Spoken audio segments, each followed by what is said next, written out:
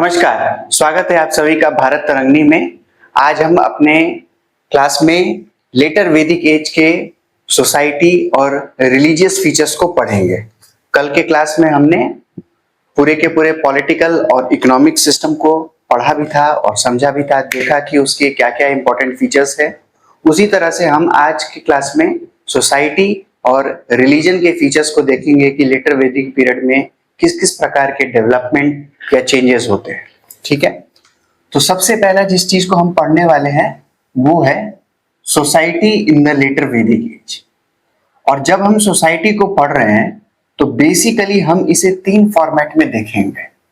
ठीक है, सोसाइटी को हमें तीन फॉर्मेट में समझना है। एक कि लेटर वैदिक टेक्स्ट में किस प्रकार का एक स्ट्रक्चर हमें दिखाई देता है सोसाइटी का। ठीक है, दूसरा हाउस होल्ड, और तीसरा वो होगा वुमेन के कंडीशंस। ठीक है, ये तीन इंपॉर्टेंट पैरामीटर्स हैं, तीन इंपॉर्टेंट फैक्टर्स होते हैं या डायमेंशंस हैं जिनमें हम लेटर वैदिक पीरियड को समझने का कोशिश करते हैं। उनके सारे जो फीचर्स हैं उनको बेसिकली इस तीन फैक्टर में कैटेगराइज किया जाता है। ठीक है, सबसे पहला स्ट्रक्चर हम यहां पर देखते हैं कि एक क्लास का डिवीजन, एक क्लास का एक स्ट्रक्चर उभर के आ रहा है, एक सोशल स्ट्रेटिफिकेशन उभर के आता है। हाउस होल्ड में क्या क्या चेंजेस होते हैं इन कंपैरिजन टू अर्ली वैदिक पीरियड, और वुमेन का कंडीशन जो है उसमें किस प्रकार के चेंजेस आते हैं, ये हमें देखना है। ठीक है, तो ये इंपॉर्टेंट तीन पैरामीटर्स रहेंगे, इसी में हमें पढ़ना है आज के सोसाइटी या लेटर वैदिक एज के सोसाइटी को। ठीक है, चलिए एक एक करके इंपॉर्टेंट पॉइंट्स को समझते जाते हैं।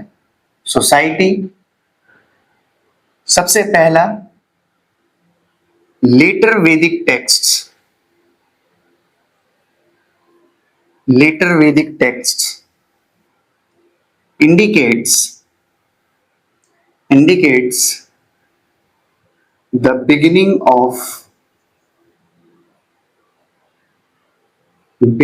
of class structure।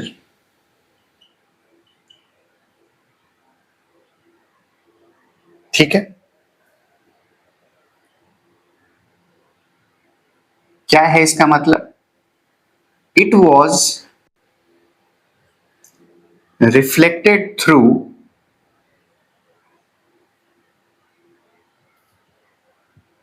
वर्ण आइडियोलॉजी।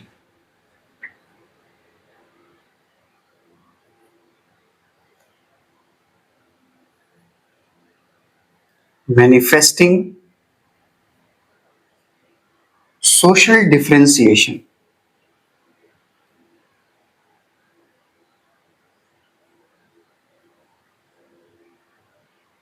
तो अब हमें क्या देखने को मिलता है कि लेटर वैदिक पीरियड में वर्ण, जो हमने अर्ली वैदिक में भी पढ़ा था, लेकिन जो ब्राह्मण और जो क्षत्रिय जो था वो क्लास डिफरेंशिएशन के तौर पर नहीं आता है, बल्कि ग्रुप को सिर्फ डिनोट करने के लिए होता है। पर यहाँ पर वर्ण जो है, और जिन चार वर्णों को अब हम पढ़ेंगे, हम उसमें पाते हैं कि अब सोसाइटी को चार हायरार्कियल स्ट्रक्चर में बांट दिया गया है। किसी को टॉप में रखा गया है, किसी को मिडिल में रखा गया है और किसी को बॉटम में रखा गया है। इस तरीके से सोसाइटी को डिफरेंशिएट कर दिया गया है। ये फीचर हमें कब से देखने को मिलता है? जो आज भी प्रेजेंट टाइम में इंडिया में प्रेवलेंट है, ये हमें लेटर वैदिक एज से देखने को मिलता है। ठीक है,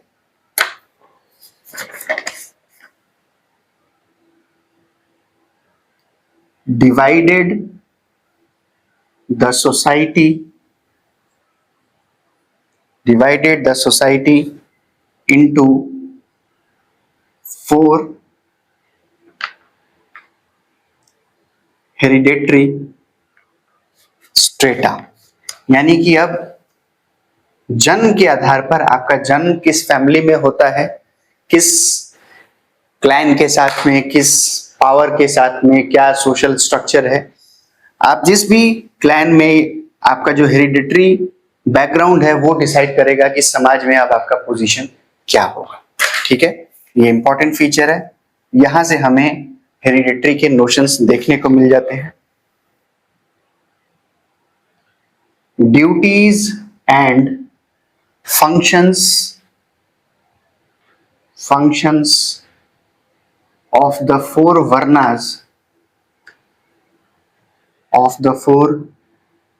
varnas were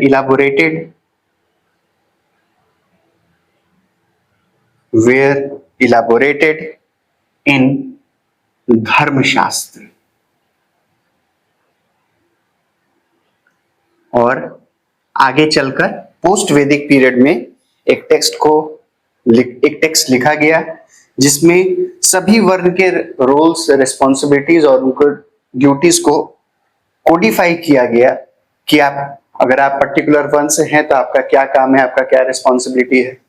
हर वन के बारे में इंफॉर्मेशन जो है वो धर्मशास्त्र में हमें देखने को मिलता है।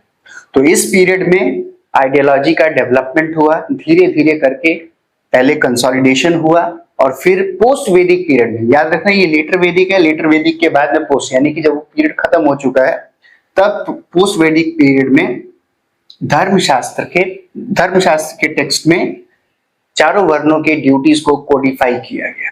ठीक है, ये इंपॉर्टेंट पॉइंट है सोसाइटी की तरफ से। अब किस तरह से इस वर्ण को समझाया गया हमें ये देखना है। ठीक है, इसको नोट डाउन करते हुए चलो। चूंकि पिछले क्लास में मैंने आपको बताया था कि लेटर वैदिक एज बेसिकली एक रूरल सोसाइटी, एक एग्रीकल्चर डोमिनेटेड सोसाइटी थे और एक एग्रीकल्चर और एक रूरल डोमिनेटेड सोसाइटी में रिलीजन का सिग्निफिकेंस जो है वो बहुत ज्यादा होता है। ठीक है, रिलीजन यानी कि आप साइंस के ऊपर उतना रिलायबल नहीं करते हैं, आप लॉजिक के ऊपर, आप रीजनिंग के ऊपर उतना रिलाई नहीं करते हैं, बल्कि चीजों को एक एब्स्ट्रैक्ट तरीके से, एक अननोन, एक अनसीन और एक डिविनिटी की फॉर्म में एक्सप्लेन करने का कोशिश भी करते हैं। जो भी नेचुरल फिनोमिना, जो भी सर्टेन हैपनिंग्स, चाहे किसी का डेथ होना, चाहे किसी का बर्थ होना, चाहे कोई गुड इवेंट हो या बैड इवेंट हो, आप उसको एक डिवाइन फॉर्म में एक्सप्लेन करने का कोशिश करते हैं। ये सिर्फ और सिर्फ इंडिया में नहीं बल्कि लगभग हर एक एग्रीकल्चरल सोसाइटी का ये फीचर रहा है। आज भी अगर आप गांव में चले जाएंगे तो लोगों का नजरिया आप देखेंगे कि शहरों में जहां लोगों का आउटवर्ड थोड़ा सा एक लॉजिकल तरीके का रहता है, साइंटिफिक आउटलुक रहता है, टेक्नोलॉजिकल आउटलुक रहता है, उसी तरीके से गांव में अगर आप जाके देखेंगे तो लोगों का जो आउटलुक है वो आज भी और अभी भी, और ऐसा नहीं है जो लोग आज भी गांव से रिलेशंस अगर रखते हैं, अगर वो टू एंड फ्रो मूवमेंट करते रहते हैं, तो रिलीजन का जो यूज है, रिलीजन का जो डोमिनेशन है वो ऑलवेज रहता है और हर चीजों को समझने जानने में एक रिलीजियस परसेप्शन हमेशा बना रहता है। ठीक है, तो इसी तरीके से इस वर्ण को भी, ये सोसाइटी में जो वर्ण का जो कंसेप्ट जो डेवलप हुआ, इसे भी एक डिवाइन फॉर्म में एक्सप्लेन करने का कोशिश किया गया। ये लोगों को बताया गया, ये समझाया गया कि आप कैसे, ये कहा जा रहा है हेरिडिटरी यानी कि आप जन्म से, यानी कि ये इसमें दिखाया गया कि ये एक सुपर नेचुरल चीज है। आप चूंकि उस परिवार में बॉर्न हुए हैं, आप चूंकि पेरेंट्स वैसे हैं, तो इसलिए आपको वो काम करना ही पड़ेगा, आपका वही रोल है और आपको उसी के साथ में जीना है। क्यों करना है? अब कोई क्वेश्चन पूछ सकता है, मैं नहीं करूंगा, क्यों नहीं करोगे? इसलिए नहीं करोगे और क्यों करोगे, उसका रीजन ये है कि ये गॉड का क्रिएशन है, गॉड ने ही इस तरीके से बताया है। तो क्या है वो गॉड का आंसर, उसे समझते हैं। इसका आंसर लाइक करता है पुरुष शुक्त हिम, जो कि book 10 of the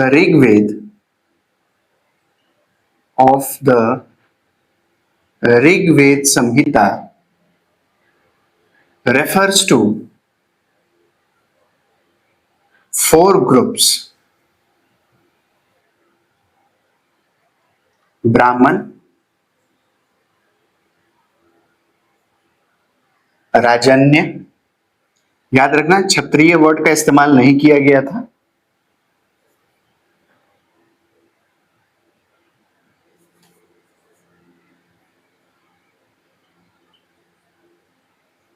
राजन्य,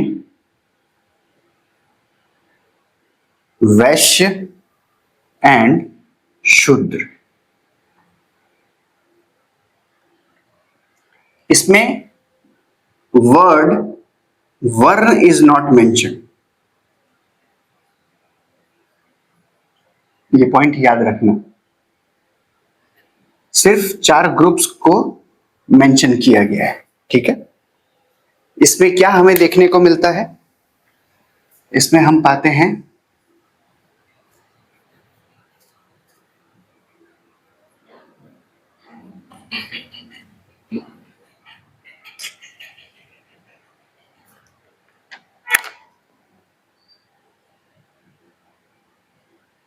divine origin,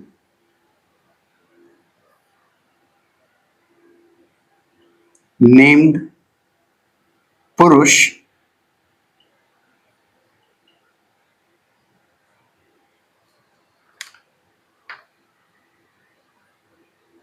indicates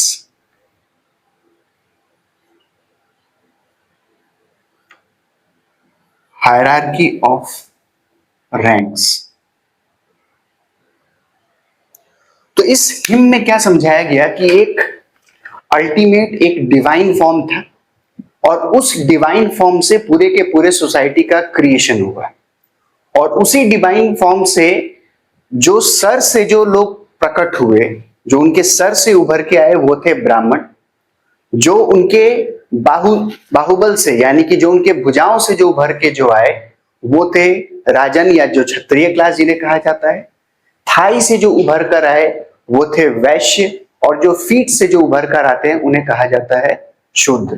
तो इस तरीके से एक टॉप से लेके एक बॉटम तक के फीचर को समझाया गया कि जो बुद्धि के साथ में यानी कि इंटेलेक्चुअलिज्म के साथ में, ज्ञान के साथ में जिनका रोल होगा तो वो किसके साथ में होगा? ब्राह्मण के साथ में।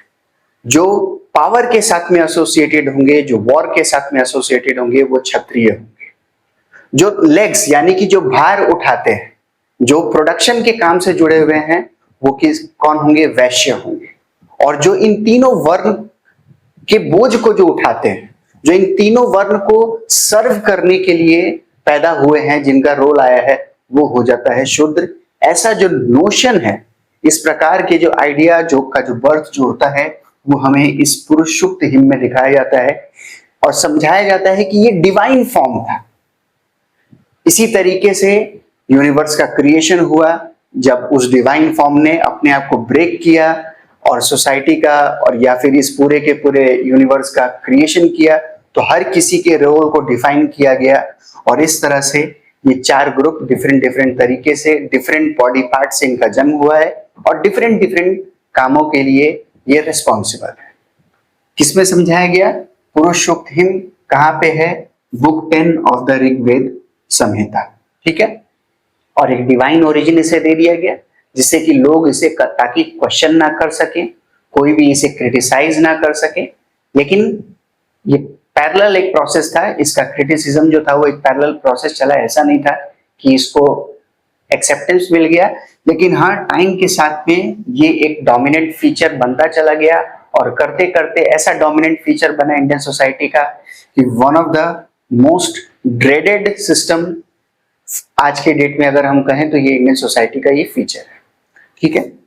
पर आपको सिर्फ और सिर्फ इन चीजों को समझना है कि कैसे आखिर इंडियन सोसाइटी के पास्ट में इन सब चीजों का राइज हुआ, कैसे कैसे इंपॉर्टेंट क्या क्या इंपॉर्टेंट फैक्ट्स थे इसके अराउंड, और एक अंडरस्टैंडिंग कि क्या है, ठीक है।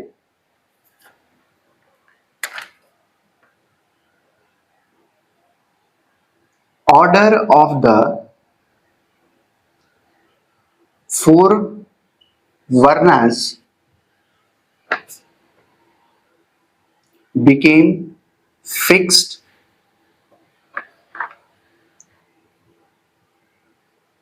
from the time of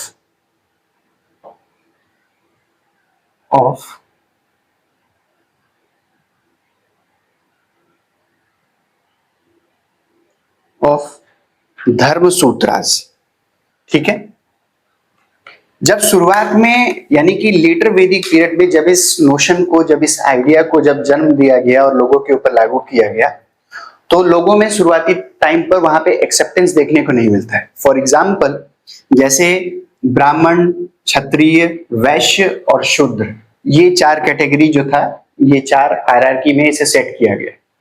कई बार हमें ऐसे भी उस समय के जो टेक्स्ट हैं, आरण्यक है, ब्राह्मण है, उपनिषद से, उनमें देखने को मिलता है कि कई बार जो क्षत्रिय क्लास है उन्होंने अपने आप को टॉप पर रखा।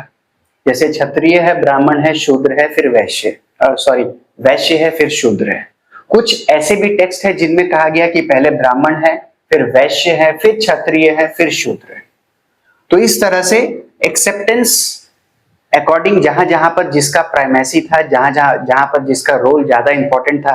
अब सपोज करिए कि कहीं पे ट्रेड करने वाले सोसाइटी ज्यादा का रेलेवेंस, या फिर जो पावर में जो लोग जो बैठे, जिस ट्राइब में जो ट्रेड से जुड़ा हुआ था, उसमें डोमिनेशन वैश्य का था। तो वैश्य ने कहा कि नहीं, हम क्षत्रिय से ऊपर होंगे, क्योंकि वो रूल कर रहे हैं और जो उनके जो सिपाही हैं वो तो क्षत्रिय हो गए। तो उन्होंने कहा कि भाई हम इस चीज को कैसे एक्सेप्ट करेंगे।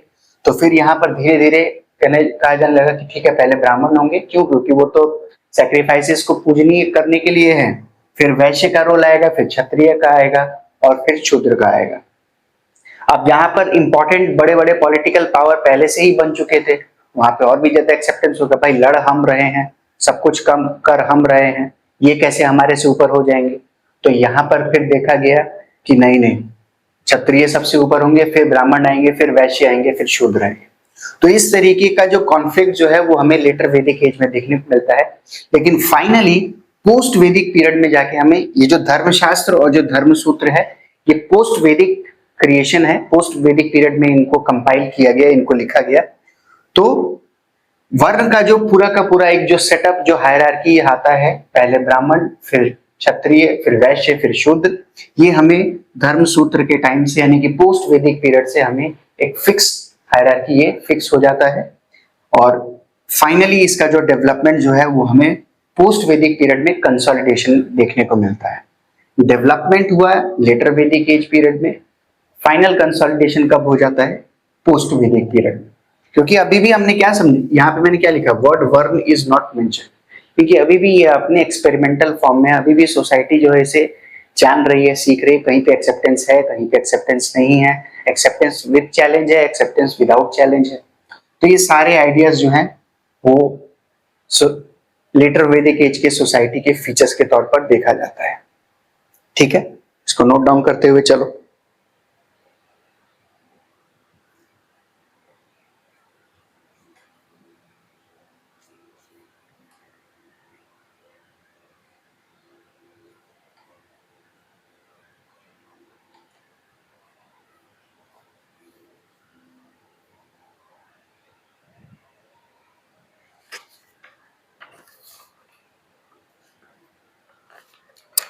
इसके अलावा तो चार स्टेटा तो आप लोगों ने देख लिया कि ब्राह्मण, क्षत्रिय, वैश्य और शूद्र, जिसमें ब्राह्मण जिसमें सबसे टॉप में है और उस शूद्र जो है वो सबसे बॉटम में है। इसके अलावा भी कई सारे ऐसे ग्रुप्स हमें देखने को मिलते हैं जो कि शूद्र से भी जिन्हें नीचे क्लासिफाई किया गया, अब उनको देखना है। ठीक है, ग्रुप्स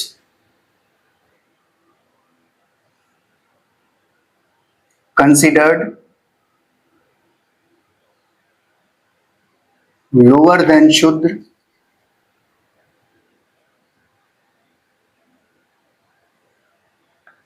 सबसे पहला कैटेगरी है स्लेव्स का, दास या फिर दासी। यानी कि जो भी जब भी वॉर होते थे या फिर कॉन्फ्लिक्ट हुआ करते थे ट्राइब्स के बीच में, तो जो ट्राइब्स को डिफीट किया जाता था और जो लोगों को जो कैप्चर जो किया जाता था, तो उनका कैटेगरी जो स्टेटस जो होता था वो स्लेव्स का हुआ करता था। ठीक है, और ये पर्सनल सर्वेंट्स के तौर पर हुआ करते थे खासकर। मेंशन्ड एज गिफ्ट आइटम, तो ह्यूमंस को गिफ्ट आइटम के तौर पर देखा जा रहा है इन दान स्तुति।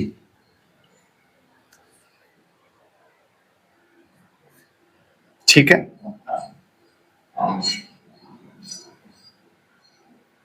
Children born of slave women could reach to higher status।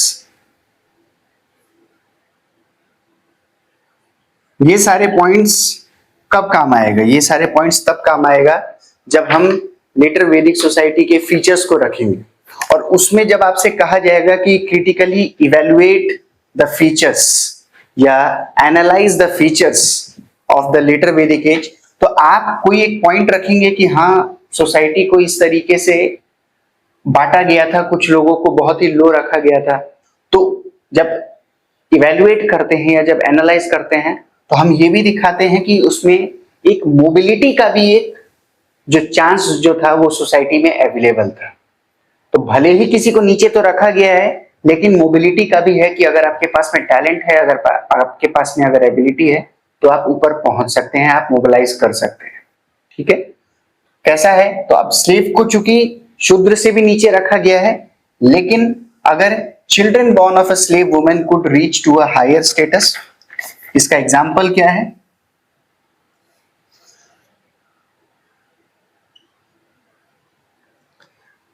कवाश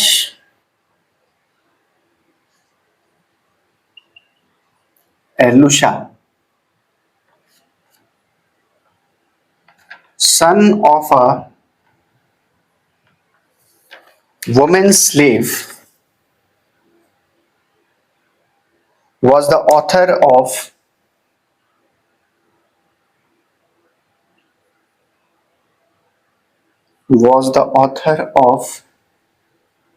Vedic hymn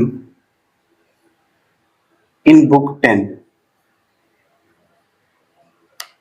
तो इस तरीके से आपको फीचर देखने को मिल रहा है कि इवन अगर एक children if it is born out of a slave woman, then he has the probability, then he has the opportunity to rise in the or to get a higher status in the society।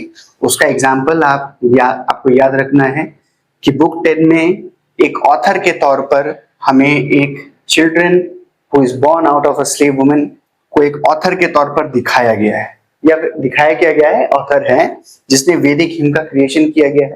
अब वैदिक him का जो creation जो है वो तो particularly आप समझ सकते हैं कि अभी तक कि वो ब्राह्मण वर्ग के साथ में ही जुड़ा होगा। ऑल्दो क्षत्रिय वर्ण के कई ऐसे राजा भी थे जैसे अजातशत्रु हैं, ये उनके साथ में जुड़े हुए थे, पर फिर भी हमें एक स्लेव का भी एक एग्जाम्पल देखने को मिलता है। ठीक है, तो ये सारे पॉइंट्स दिखाते हैं कि अभी भी सोसाइटी के अंदर में जो क्लैश है, सोसाइटी में जो किसी भी कोई एक इंपॉर्टेंट फीचर उभर के आया है उसको टोटली एक्सेप्टेंस, उसको चैलेंज करना, उसके नोशन के अगेंस्ट जाना, ये एक इंटर फीचर जो है वो अभी भी हमें सोसाइटी में देखने को मिलता है। ठीक है, सबको नोट करते हुए चलो, एग्जाम्पल्स इंपॉर्टेंट है, पीटी के पर्सपेक्टिव से ये सारे के सारे चीज आपसे पूछे जा सकते हैं। ठीक है, इसके बाद जो दूसरा कैटेगरी है वो है चांडाल का। ठीक है, ये कहां पर इनके बारे में हमें मेंशन इन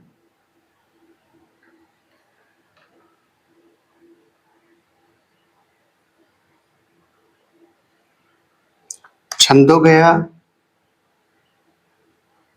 उपनिषद एंड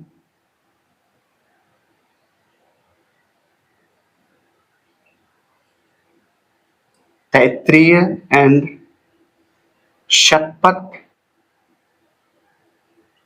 ब्राह्मण, ये सारे के सारे टेक्स्ट हैं। कल हमने कैटेगरी में मैंने आपको समझाया भी था कि लेटर वैदिक एज के जो सोर्सेस हैं, यानी कि जो लेटर वैदिक टेक्स्ट हैं वो कौन कौन से हैं, उसमें आरण्यक, उसमें ब्राह्मण, उसमें उपनिषद आ जाते हैं। ठीक है, फिर चांडाल ग्रुप को मेंशन किया गया है, इनके बारे में बताया गया है अलग अलग तरीके से कि कौन है क्या है, आपको उतना ज्यादा डिटेल में जाने का जरूरत नहीं है, बस आपको याद रखना है। ठीक है। तो पहला ग्रुप था स्लेव, दूसरा ग्रुप हो जाता है चांडाल,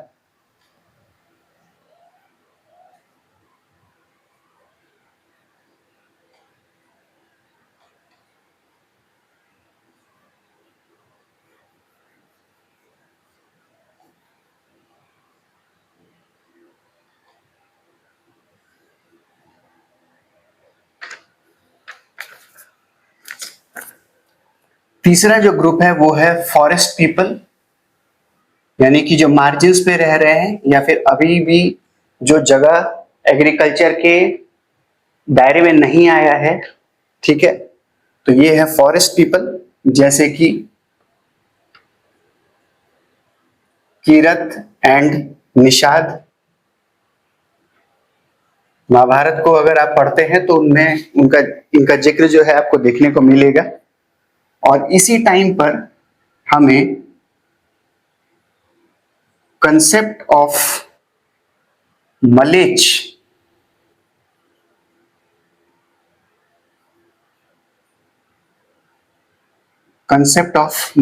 देखने को मिलता है।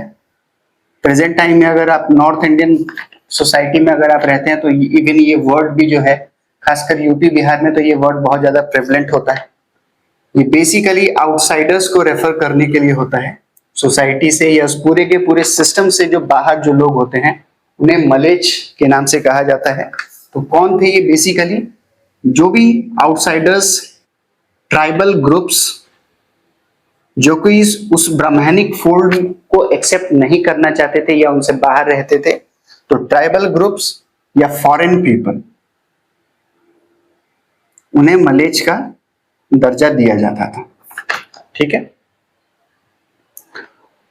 तो ये था पूरा का पूरा सोसाइटी का। इस तरीके से हमें एक स्ट्रक्चर देखने को मिलता है।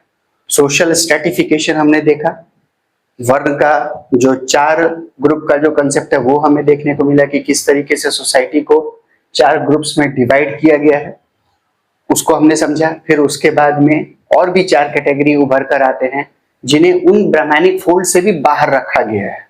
ठीक है, या फिर यूं कहिए कि और भी ज्यादा सोसाइटी के बॉटम स्ट्रक्चर। तो इस तरीके से पूरा का पूरा सोसाइटी का जो स्ट्रेटिफिकेशन कर दिया गया था।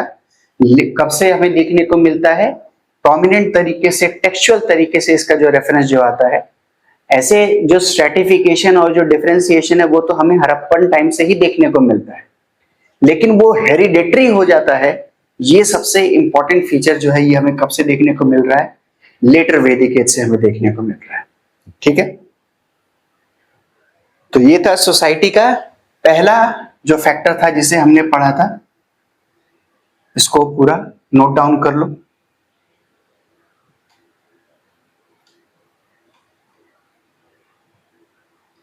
अब हम चलते हैं हाउस होल्ड की तरफ। ठीक है।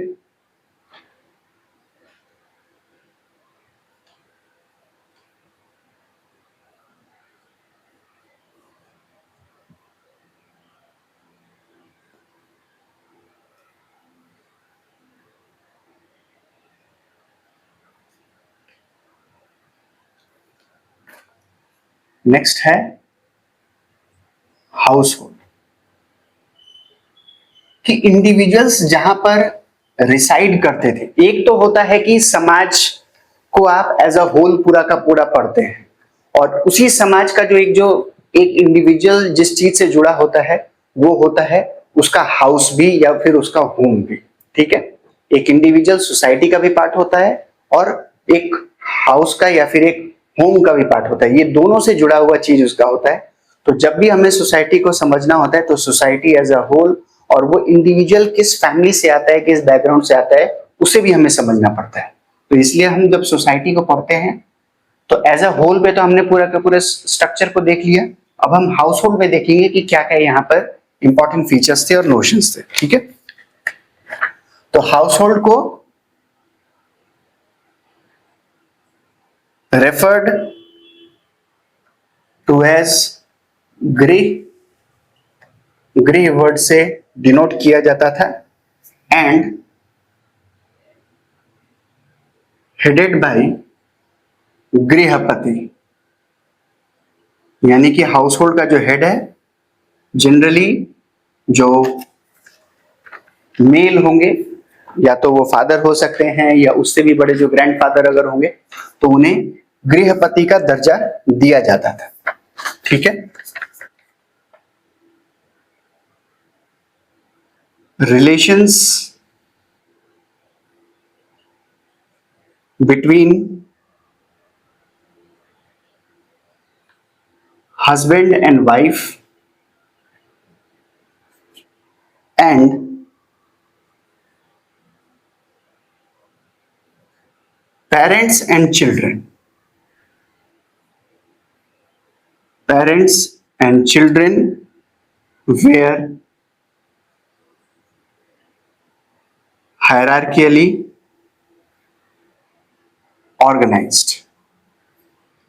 अब हमें देखने को मिल रहा है, जैसा कि आज के टाइम में भी आप इंडियन फैमिलीज और इंडियन सोसाइटी में देखने को हमें मिलता है कि फादर का जो रोल होता है वो घर में सबसे टॉप होता है, उसके बाद में माता का रोल होता है, फिर चिल्ड्रन का रोल उभर के आता है। चिल्ड्रन में भी जो एल्डर बॉर्न है उनको ज्यादा पहले वैल्यू दिया जाएगा, फिर इस तरीके से हायरार्की पूरा सेट होता है।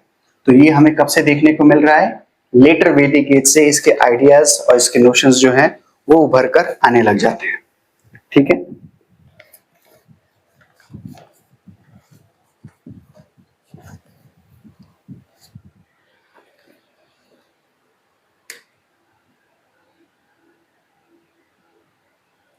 Importance of rituals increased,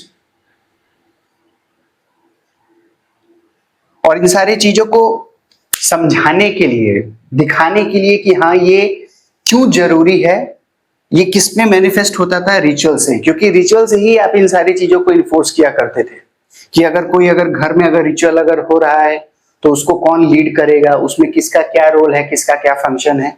तो ये एक दूसरे, ये जो चीजें जो थे, ये जो रिचुअल जो था, ये पूरे के पूरे सोसाइटी को गवर्न कर रहा था और आइडेंटिफाई करने में और उन्हें प्लान करने में, उन्हें कंसोलिडेट करने में अपना एक रोल कर रहा था। ठीक है। So importance of rituals had increased. जितना ज्यादा आप रिचुअल्स परफॉर्म करते जा रहे हैं उतना ज्यादा ब्राह्मणिकल नोशन और ब्राह्मणिकल आइडिया को आप एक्सेप्ट करते जा रहे हैं। जितना ज्यादा हायरार्की इंक्रीज होते जा रहा है, जितना ज्यादा हायरार्की कंसोलिडेट करता जा रहा है, आप उतना ज्यादा रिचुअल्स हो रहे हैं। क्यों? क्योंकि कोई भी, आप सपोज करिए कि कोई चाइल्ड ही है, वो अपने पेरेंट्स से पूछ रहा है कि हम ये क्यों करें, किस लिए करें, तो वो फिर बताएंगे कि ये जो रिचुअल्स होता है तो इस रिचुअल में पेरेंट जो फादर है उसका रोल सबसे ज्यादा है, हस्बैंड है तो हस्बैंड का रोल वहां पर ज्यादा बताया हुआ है, वुमेन को दिखाया जा रहा है कि वो उसके कंपैट्रियट के तौर पर है, वो उसको हेल्प करने के लिए आ रही है। तो इससे एक ऑरा क्रिएट किया जाता है, एक नोशन आपके सामने, एक हेलुसिनेशन क्रिएट किया जाता है रिचुअल्स के थ्रू। को देखो किसका इंपॉर्टेंस, इस इंसान का इंपॉर्टेंस ज्यादा है, इसलिए सोसाइटी में हायरार्की का जरूरत है। क्यों? क्योंकि ये रीइंफोर्स होता है रिचुअल्स से। ठीक है। इसके बाद इंपॉर्टेंट फीचर्स में हमें, हाउस है तो यहां पर मैरिज भी होगा। मैरिज क्लैन वाइज तो मैरिज था ही, बट इसके साथ साथ हमें marriage by capture and women choosing their spouse are found in later Vedic texts। तो कहीं पे भी अगर किसी भी पॉइंट पे अगर ये लग रहा है कि किसी तबके को दबाने का अगर कोशिश किया जा रहा है, तो उस समय कुछ ऐसे भी हमें फीचर्स देखने को मिल रहे हैं जो कि ये दिखा रहा है कि उनके पास में चॉइस और फ्रीडम भी अवेलेबल है। अब जैसे यहाँ पर इन सब चीजों को पढ़ के लग रहा होगा कि जो खास करके जो वुमेन का जो तबका है उन्हें दबाया जा रहा होगा, तो हमें कुछ एविडेंस भी देखने को मिल रहा है। मैरिज बाय कैप्चर हो सकता है, वुमेन चूजिंग देयर स्पाउस। अब मैरिज बाय कैप्चर जरूरी नहीं है कि हमेशा मैन ही करेंगे, वुमेन भी कर सकते हैं। महाभारत में इसका हमें एक एग्जाम्पल भी देखने को मिलता है ठीक है, तो ये सारे फीचर्स जो हैं वो हमें देखने को मिलते हैं। ठीक है, प्रैक्टिस ऑफ, और ये भी दिखाता है कि शुरुआती दौर में सोसाइटी में अपॉर्चुनिटी और इगैलिटेरियनिज्म ज्यादा था इन कंपैरिजन टू जब हम लेटर पीरियड में आगे बढ़ते हैं। ठीक है, practice of window marrying her younger brother,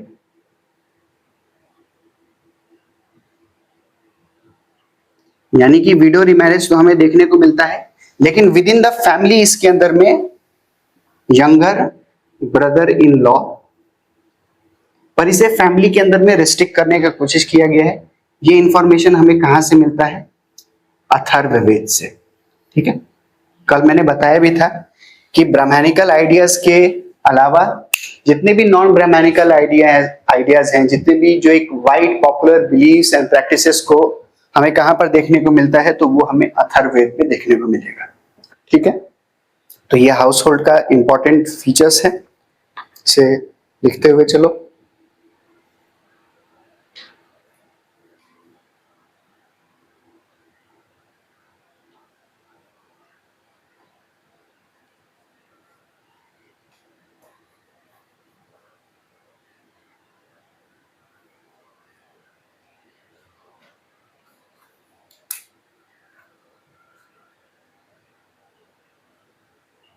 Ideas and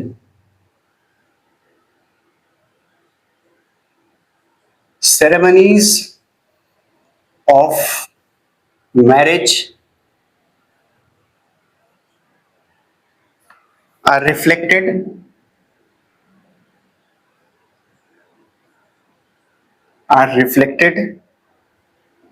in the 10th mandal of Rigved Samhita, known as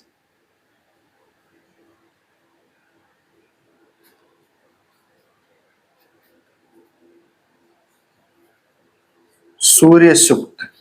ठीक है, तो आपसे एग्जाम में क्वेश्चन पूछा जा सकता है कि जो मैरिज के जो नोशंस या फिर आइडियाज जो हैं वो हमें किस में देखने को मिलते हैं, कौन से हिम सूक्त में देखने को मिलता है। 4 सूक्त लिख दिया जाएगा, उसमें से ऑप्शन आपको चूज करना है। ठीक है, इसको समझाने का कोई जरूरत नहीं। मैरिज में आप जैसे भी देखते हैं कि जो भी रिचुअल्स होते हैं, कौन सा रिचुअल कब होगा, किस किस प्रकार के रिचुअल्स होने चाहिए, हर फैमिली के हिसाब से अलग अलग, हर कास्ट के हिसाब से अलग अलग, हर जोग्राफिकल लोकेशन या इवन यूं कहीं कि हर गांव के हिसाब से भी अलग अलग मैरिज रिचुअल्स होते हैं। तो ऐसा जो इंफॉर्मेशन जो है वो हमें ऋग्वेद संहिता के सूर्य सूक्त में देखने को मिलता है। ठीक है, तो ये हो जाता है important point with regard to household. और अब चलते हैं अपने लास्ट पॉइंट की तरफ, सोसाइटी में कंडीशन ऑफ वुमेन को देखेंगे। ठीक है, इसे पूरा नोट डाउन कर लेना।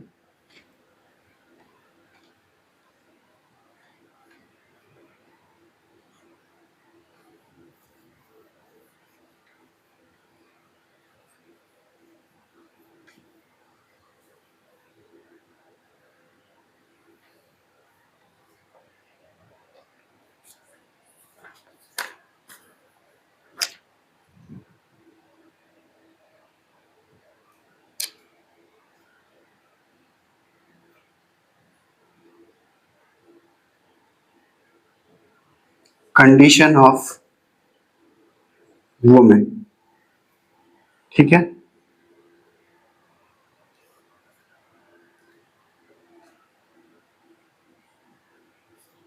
जनरली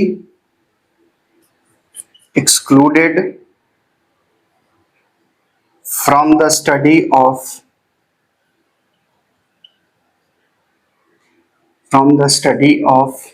वेद, यानी कि जनरली है, लेकिन कुछ हमें एक्सेप्शंस, कुछ हमें नाम देखने को मिलते हैं।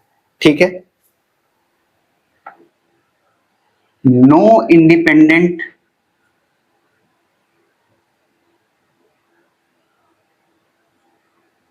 authority to perform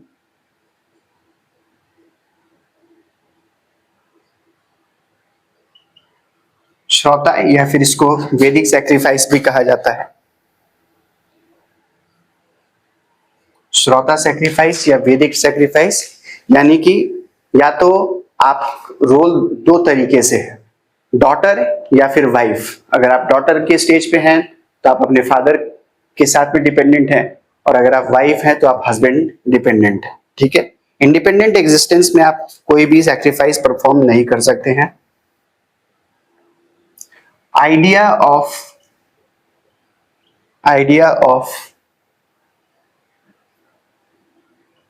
menstrual blood of women as polluting, ये जो आइडिया हमें देखने को मिलता है, इसका लगभग एक ओरिजिन जो है वो हमें कब से देखने को मिल रहा है, लेटर वैदिक एज से देखने को मिल रहा है, जब ये कहा जाता है। और शायद ये वन ऑफ द रीजन रहा इस बायोलॉजिकल कंडीशन को दिखा के उन्हें एक्सक्लूड किया गया वेद के स्टडी और वेद के इन सारे प्रोसेस से। अगर उन्हें डिफरेंशिएट करना था या उन्हें एक्सक्लूड करना था तो ये एक बायोलॉजिकल रीजन दिया गया। ठीक है,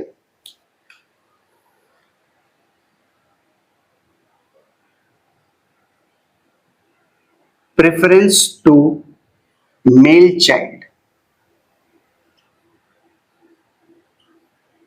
ठीक है,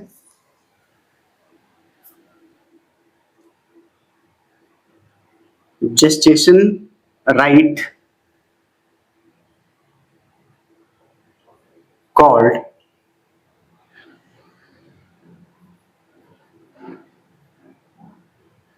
पुंसवाना,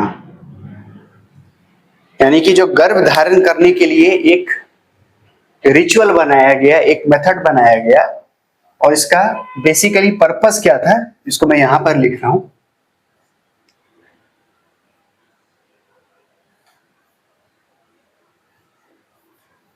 ये जो जेस्टेशन राइट है पुंसवाना, इसका ऑब्जेक्टिव क्या था, टू इंश्योर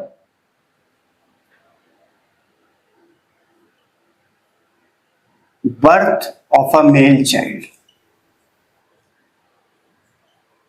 तो इस तरीके से जेंडर के प्रति बायसनेस, जेंडर के प्रति जो एक डिफरेंशिएशन जो है वो हमें देखने को मिलता है कि मेल चाइल्ड के लिए, कि गर्भ में इवन एक मेल चाइल्ड का ही धारण हो सके। कई सारे आपने, अगर आप रामायण या फिर महाभारत की टीवी सीरीज देखते हैं तो उसमें कई बार ऐसे कुछ तांत्रिक या फिर कुछ ऐसे एक्टिविटीज परफॉर्म किए जाते थे ताकि मेल चाइल्ड ही हो पाए। तो एक राइट है जेस्टेशन राइट, जिसे पुंसवाना कहा जाता है। ये इंश्योर किया जाता है that the birth of a male child takes place. ठीक है,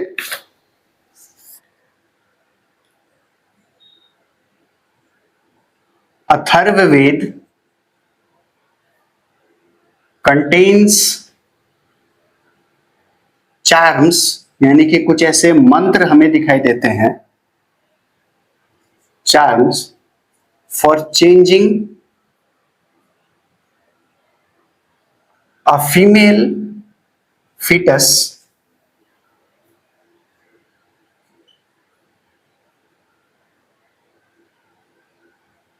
into a male one। ठीक है,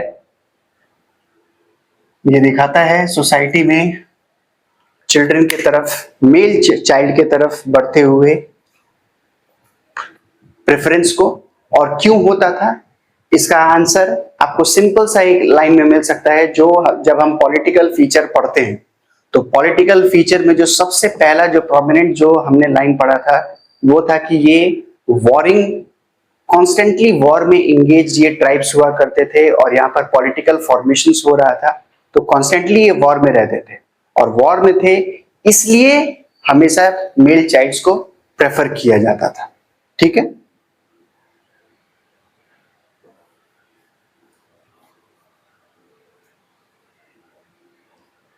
टॉपिक हमारा यही रहेगा, कंडीशन ऑफ वुमेन। मैं इसको लिखते हुए चलता हूं।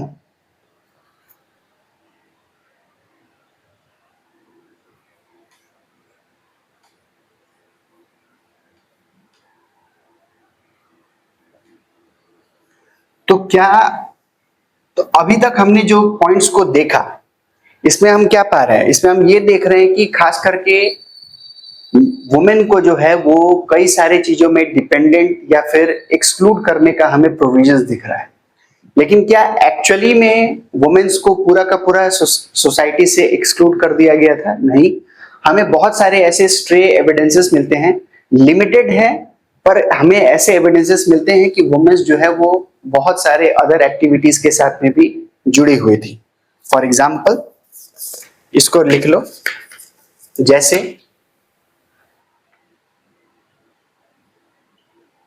Women associated with various roles, ये सब आपके आंसर राइटिंग में काम आने वाला है।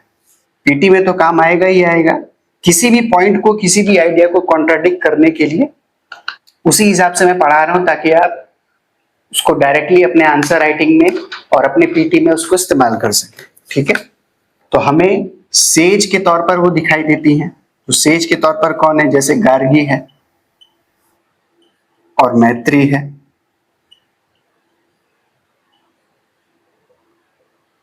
हमें वॉरियर्स भी दिखाई देती है, वुमेन वॉरियर्स भी हमें दिखाई देती हैं, जैसे विशपाल, मुदगालिनी एंड वत्रीमाती। ठीक है, एग्रीकल्चर में भी हमें कुछ एविडेंसेस मिलते हैं, जो कि एग्रीकल्चरिस्ट, खास करके जो मेल का जो डोमिनेशन देखा जा रहा है, एग्रीकल्चरिस्ट के तौर पर हमें भी एविडेंस मिलता है, जिसमें नाम आता है अपाला का। ठीक है, भले ही सोसाइटी में हमें different different ideas, different stratification, hierarchy of organisation of society हमें देखने को मिलता है, बट उसको चैलेंज करने वाले भी एग्जाम्पल्स जो है वो हमें दिखाई देते हैं। ठीक है, और इसी तरीके से जब भी आपको क्वेश्चन जब पूछा जाता है कि उसमें इवेल्युएट करो, क्रिटिकली एनालाइज करो या फिर एनालाइज करो, तो आपको इसी तरीके से लिखना पड़ता है कि पहले आप सोसाइटी का जो डोमिनेट, जो जनरल फीचर दिख रहा है, जो भी एक्सक्लूजन या हायरार्की दिख रहा है, आप उसको भी मेंशन करते हैं, और फिर उसका एक जो स्ट्रे एविडेंस जो होता है, जो उसका जो एक एग्जांपल होता है जो उसको काउंटर करता है, आप उसको भी लिखते हैं। तो ये सारे आपको काम उभर के आएंगे। भले ही हम देख रहे हैं कि वुमेन्स को एक्सक्लूड किया जा रहा है, धीरे धीरे करके उन्हें रेलीगेट किया जा रहा है बैकग्राउंड में, but at the same time some evidences and some examples are there which still proves that women had a role to play। ठीक है, तो ये बात ध्यान रखना। तो ये था पूरा का पूरा सोसाइटी का फीचर। आज के क्लास को हम इसी पे एंड करते हैं। मैंने सोचा था कि रिलीजन को भी इसी में कवर कर लेता हूं, लेकिन थोड़ा ज्यादा ये टॉपिक लंबा हो जाएगा। ठीक है, तो सोसाइटी को हमने कवर कर लिया है। नेक्स्ट क्लास में हम रिलीजन और इसके फिलॉसफीज को डील करेंगे, जो कि लेटर वैदिक एज में डेवलप होते हैं। ठीक है, तो नोट डाउन करते रहो, रिवाइज करो, रीड करो, और कोई भी डाउट अगर हो, कोई भी क्वेरी हो तो पूछ सकते हो चैनल पे आकर, कमेंट सेक्शन में आकर। ठीक है, मिलते हैं नेक्स्ट क्लास में, तब तक के लिए प्रिपेयर करते रहो।